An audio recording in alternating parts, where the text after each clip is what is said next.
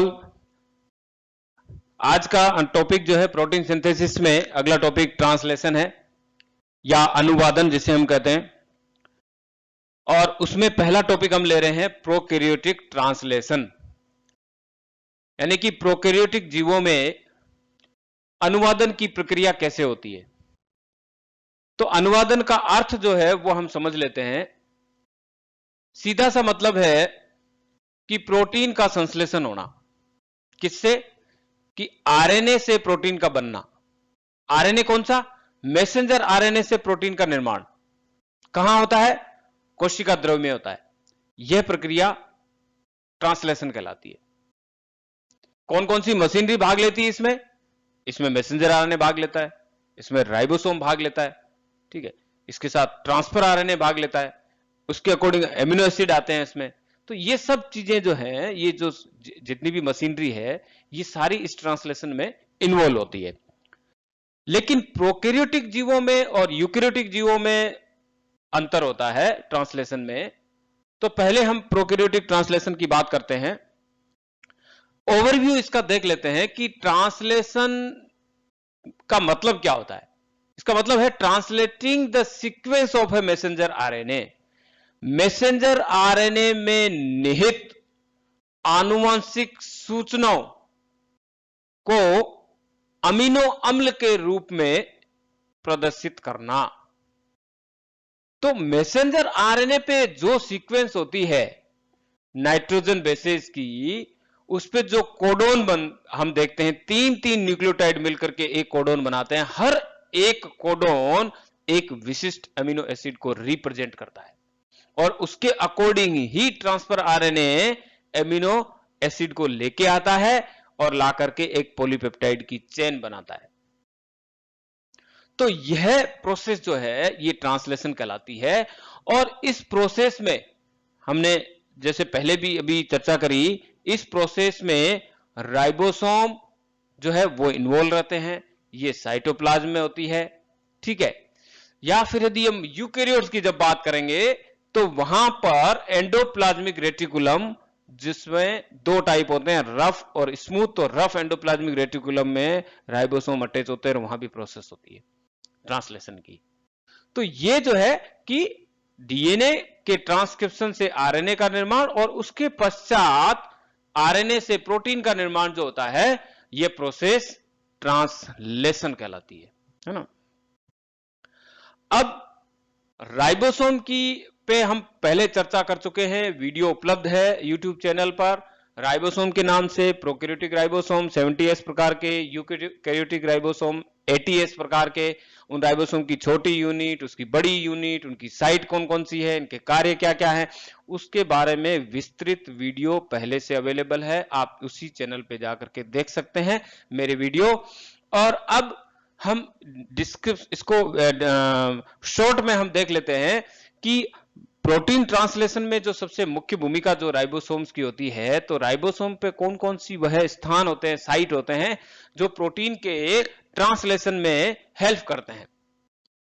तीन मुख्य साइट है, हम डिस्कस कर रहे हैं यहां पे। सबसे पहला यहां पर ए साइट।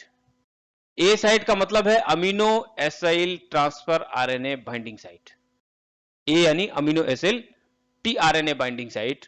डायग्राम में देखिए ए साइट आपको यहां नजर आएगी, ये ए साइट यानी राइबोसोम की एक बड़ी यूनिट, एक राइबोसोम की छोटी यूनिट, और यहां पर ए यानी amino acid T RNA binding site.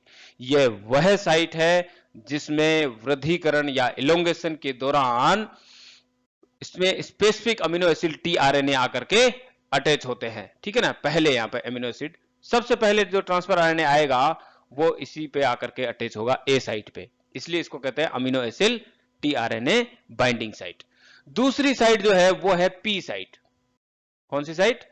P site. P का मतलब है पेप्टाइडिल टीआरएनए बाइंडिंग साइट, यानी कि यह बीच की साइट है, ये पी साइट। इस पी साइट पे पॉलीपेप्टाइड चेन का निर्माण होता है, सीधा सा मतलब है, इसे कहते हैं पी साइट। और तीसरी साइट जो है वो है ई साइट। ई साइट जो है जिसका मतलब है एग्जिट साइट। यह वह साइट है जहां पर टीआरएनए जो होता है वो एग्जिट कर जाता है, जो ट्रांसलेशन की प्रोसेस करने के बाद में रिलीज हो जाता है, ठीक है ना। तो यहां पर मैसेंजर आरएनए की बाइंडिंग साइट है, ये हम डायग्राम में देख सकते हैं, ये छोटी यूनिट है, बड़ी यूनिट है, तीनों साइट को हम आसानी से यहां पर देख सकते हैं, समझ सकते हैं। ये राइबोसोम की स्ट्रक्चर होती है ना।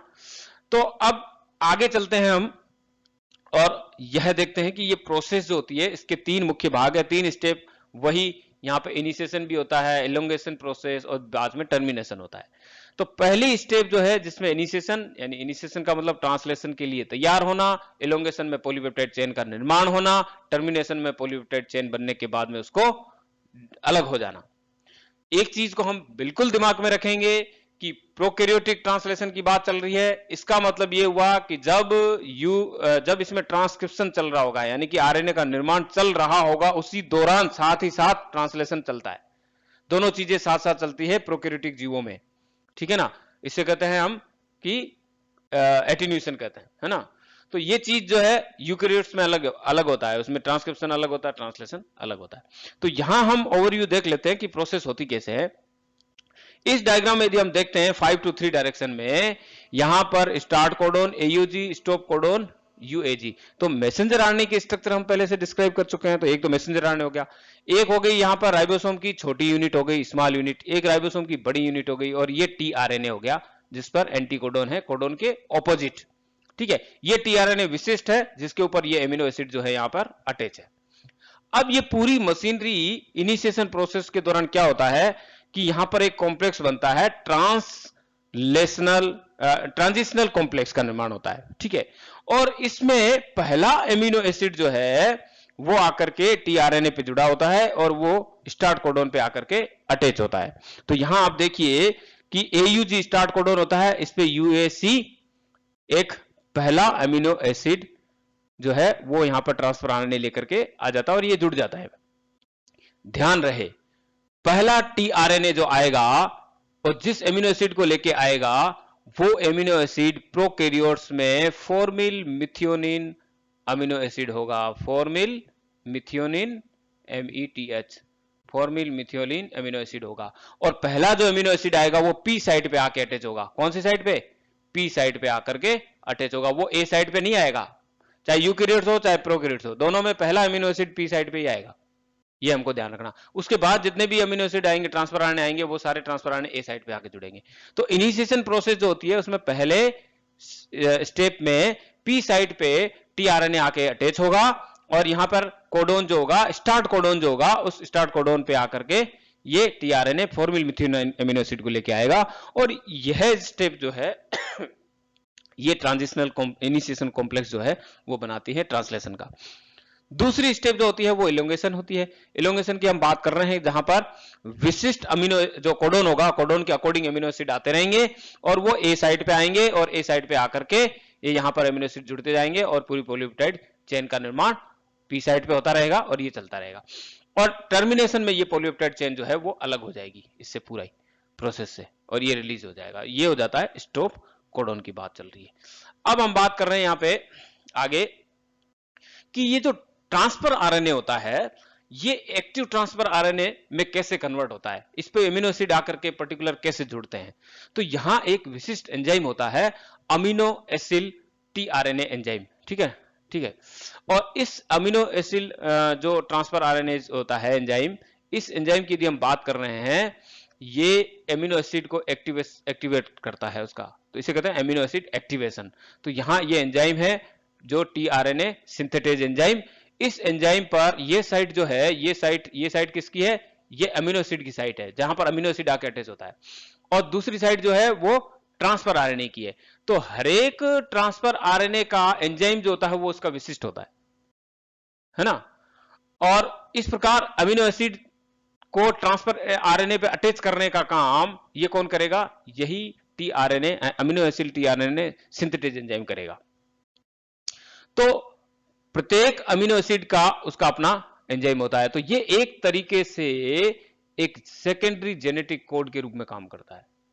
अब ये दो स्टेप में प्रोसेस होती है। कैसे? पहली स्टेप में क्या होगा, अमीनो एसिड पे एटीपी जुड़ेगा, यानी इसका एक्टिवेशन होगा अमीनो एसिड का।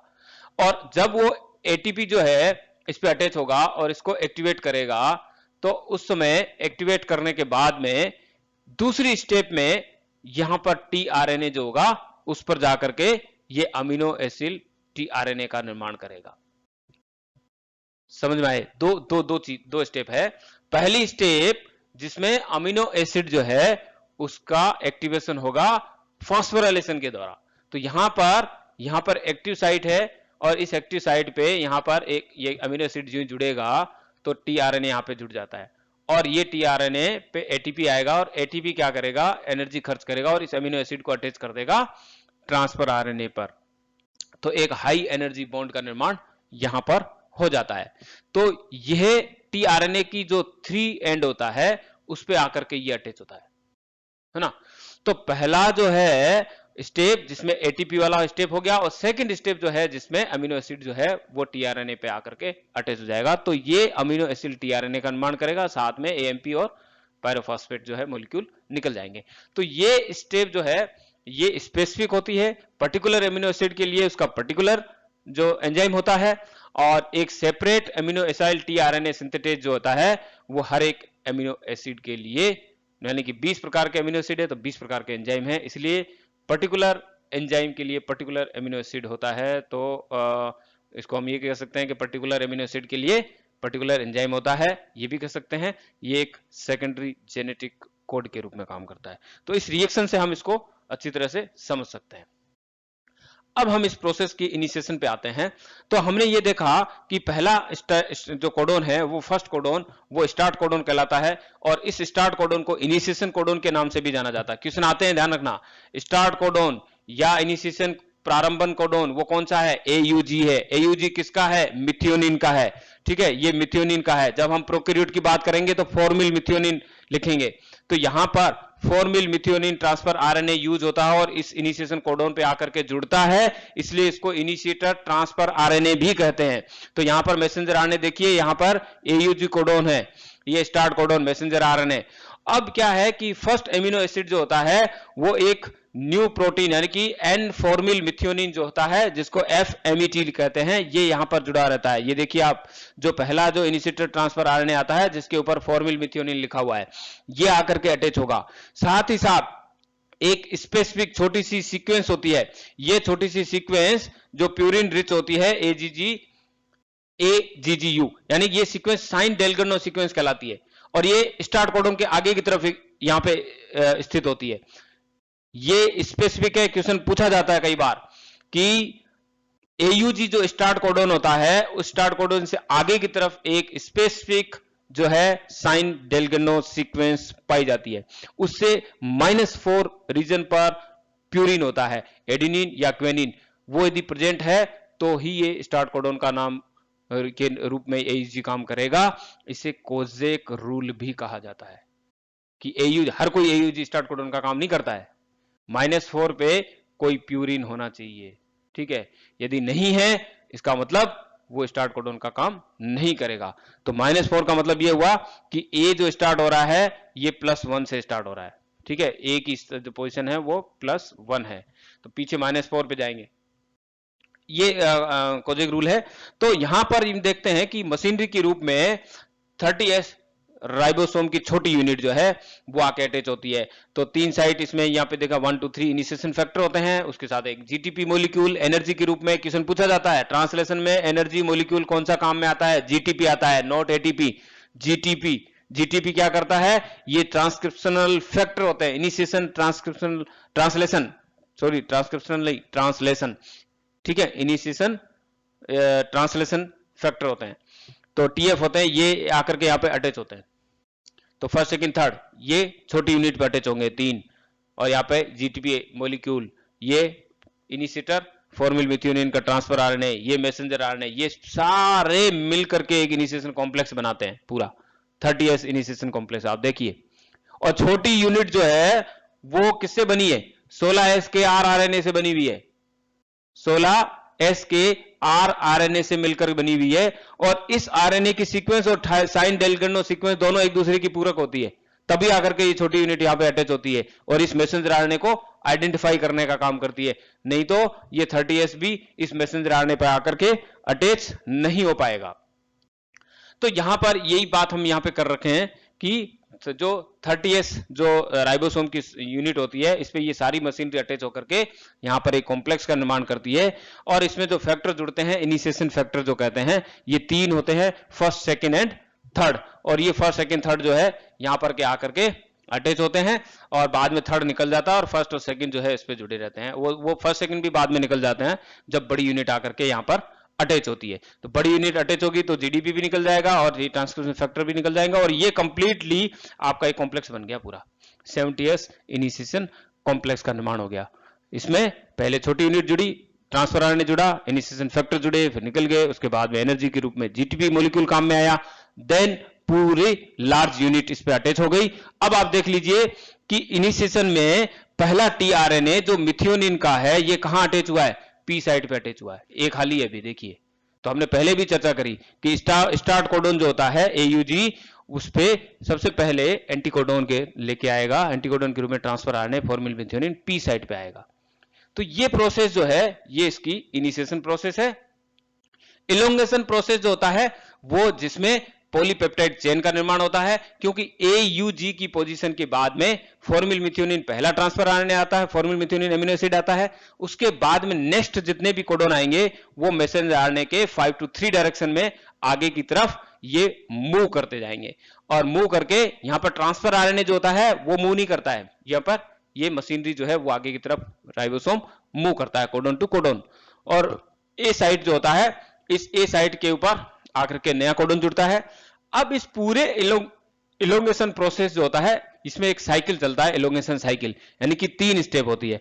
पहली स्टेप जिसमें अमीनो एसिड टीआरएनए बाइंडिंग, ठीक है, जो न्यूक्लियोटाइड आएगा वो जो एंटीकोडोन के रूप में जो टीआरएनए अमीनो एसिड लेके आएगा, तो ए साइड पे अमीनो एसिड टीआरएनए बाइंडिंग, पहला तो है बाइंडिंग का काम। सेकंड में होगा पॉलीपेप्टाइड बॉन्ड फॉर्मेशन, यानी कि पॉलीपेप्टाइड चेन का निर्माण। और तीसरा होता है ट्रांसलोकेशन, यानी कि अगले कोडोन के ऊपर स्थानांतरित हो जाना। तो 3 जो है स्टेप जो है ये कंप्लीट होते ही अगला फिर साइकिल चलेगा, फिर नया टीआरएनए आएगा अमीनो एसिड वाला, फिर नया पी साइड पे पॉलीपेप्टाइड जो है क्या कहते हैं इसको, पॉलीपेप्टाइड बॉन्ड का फॉर्मेशन होगा, फिर उसके बाद ट्रांसलोकेशन होगा। तो ये साइकिल जो है वो इस तरीके से चलेगा। इस डायग्राम में हम देख सकते हैं कि आपने देखा कि जो पहला जो है वो पी साइड के ऊपर, यहां देख सकते हो एयूजी, तो जो एयूजी था ये पी साइड पे है, ये मिथियोनिन जुड़ा हुआ है। अगला कोडोन जो आया है वो सेकंड नंबर पे देखिए आप, ए साइड पे आके अटैच हो गया, एलेनिन हो गया, ठीक है।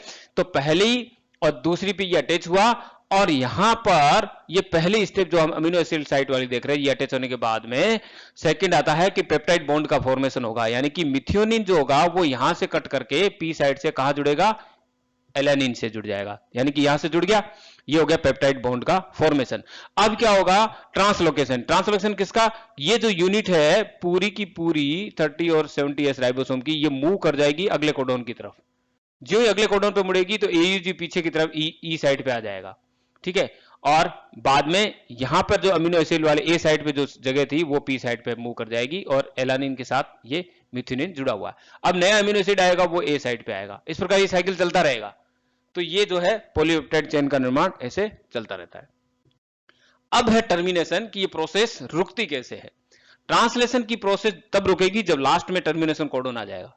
टर्मिनेशन कोडोन जिसे नॉनसेंस कोडोन भी कहते हैं, जिसे स्टॉप कोडोन भी कहते हैं, एक ही नाम है, कहीं भी देखा हुआ, ठीक है। Stop codon, nonsense codon, termination codon, ये जो ही आएगा उस ए साइड पे, उससे वो कोडोन जो है कौन कौन से हैं, यूएजी, यूएए, यूजीए, ये तीनों ही स्टॉप कोडोन है।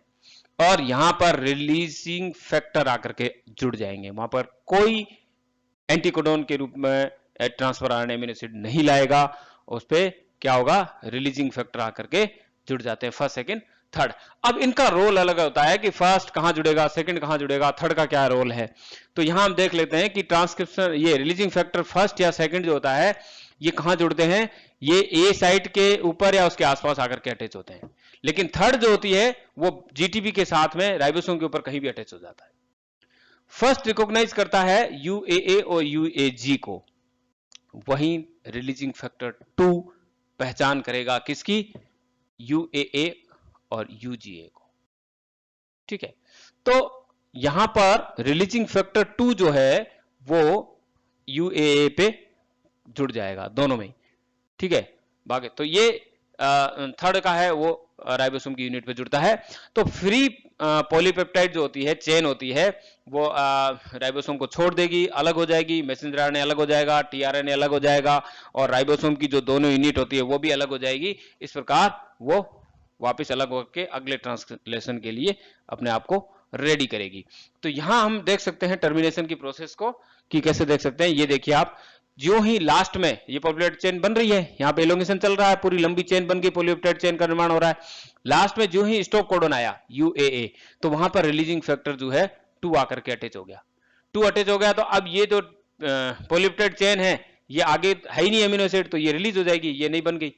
अब पेप्टाइड जो ही रिलीज हो गया, तो रिलीजिंग फैक्टर 3 जो है वो आ जाएगा जीडीपी के साथ में, वो आकर के यहाँ पे जुड़ जाएगा। ये जुड़ते ही यहाँ जीडीपी रिलीज हो जाएगा।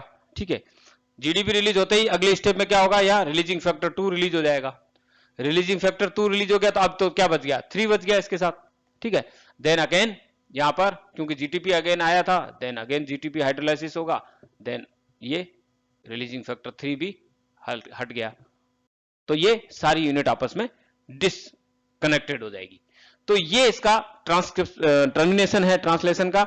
इस प्रकार ये प्रोकैरियोटिक ट्रांसलेशन की हमने बात की।